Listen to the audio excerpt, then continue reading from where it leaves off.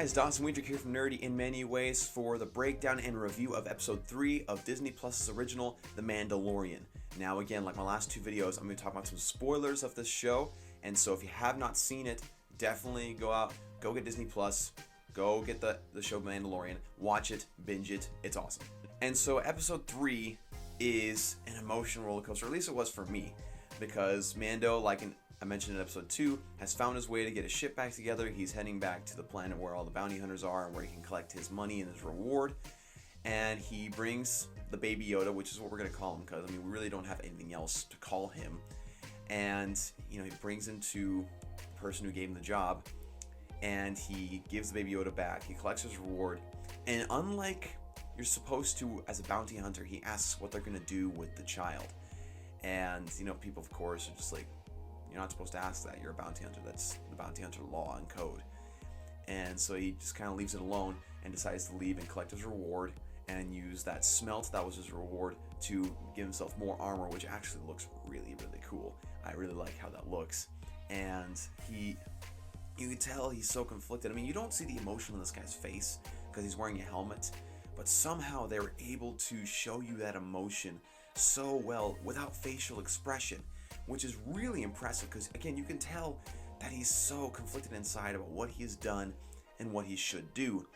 And, you know, he goes to Apollo Creed, is what I'm going to call him. I'm not really going to call him by his real name just because he's Apollo Creed to me.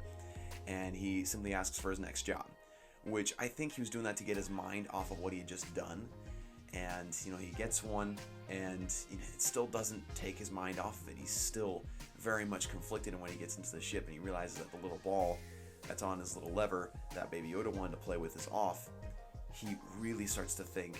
He puts it back on, and then he basically goes right back to the place where he dropped off Baby Yoda and just absolutely wrecks everybody to get Baby Yoda back.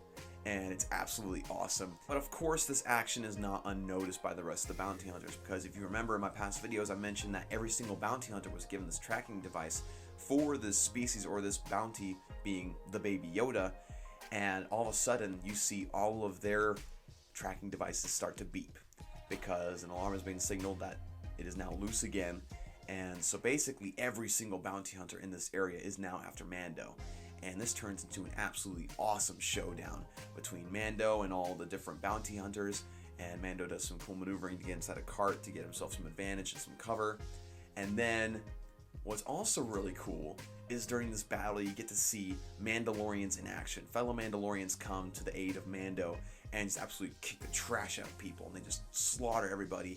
And you finally get to see Mandalorians do something really cool. I mean, because Mandalorians have had really cool characters in Star Wars lore, such as Boba Fett and Jango Fett, both being, I guess, crowd favorites. But you never really get to see them do much. I mean, you got to see Boba Fett for like 15 seconds in Empire Strikes Back. You got to see him do a little bit in the beginning of Return of the Jedi before getting eaten. And then you see Jango Fett have his little battle with Obi-Wan Kenobi in episode 2. But other than that, you really didn't get to see a whole lot of what they can do. But that is totally not the case in this battle. You get to see all the different arsenal that Mandalorians can have, all the capabilities they have in a battle, and of course they help Mando escape. And that is where we leave off with episode 3. A lot of unanswered questions like, where is Mando going to go? What's he going to do with Baby Yoda? How is he going to keep him safe? Is Baby Yoda going to continue to use the Force to help him out in situations? I mean, there's just a lot of things that will have to be answered in future episodes, which of course is what a TV show is supposed to do. And so that's my review of episode 3 of The Mandalorian. I'm so looking forward to the rest of the episodes coming out. And again, I'll be making sure to update you guys episode by episode and give you a review and my thoughts on it. Again, fantastic show. Highly recommend it. Go get it now. And so be sure to like and subscribe to this channel. Also comment down your thoughts about this episode in the comment section down below. Thank you guys so much for tuning in, and I'll see you next time.